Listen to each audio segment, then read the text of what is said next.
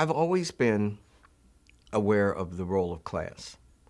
And I've, for a long time, have felt that the fundamental error of the civil rights movement was its failure to include class or economics as a viable, salient category of analysis. The leaders of the race were afraid that once we, in large numbers, relatively large numbers, got into these power centers, that we would never come home. But running simultaneously, as you well know, was the belief that the larger group could drag you down, that you needed to go to these historically white schools, become a member of the black elite, a new black elite, a black elite as defined, as my mother, God rest her soul, would say, by white money and white access as opposed to colored money and colored access. I think that the principal legacy of Whitney Young and the Urban League is really us, our friends, our peers. If we go to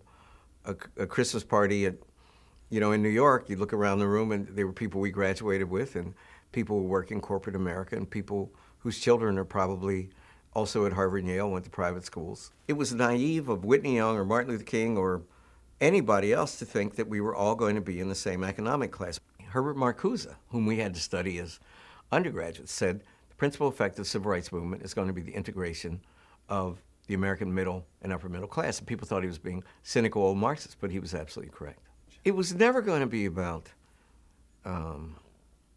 changing people's hearts to redistribute their wealth. This is America. Once white people realized that the civil rights movement and the Great Society could possibly lead to a diminishment of their economic prospects, affirmative action fell apart. Black people have been competitive with each other, rivals with each other, just as vindictive and as petty and color-struck as any other people on the face of the earth. And I think we do a disservice to the tradition by not admitting that. And what's happened since we were undergraduates is that self-service trumped service.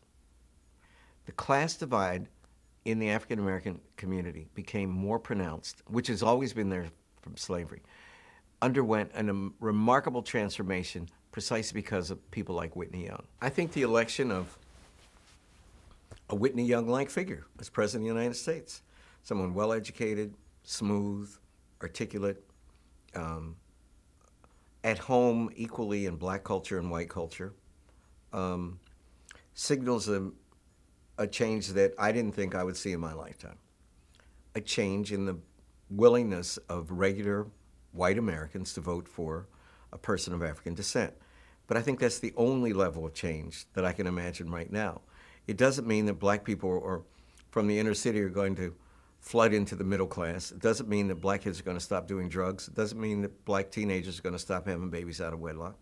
It doesn't mean that black children are going to become literate in the way that we were driven to be literate by the time we were 3, 4, 5 years of age.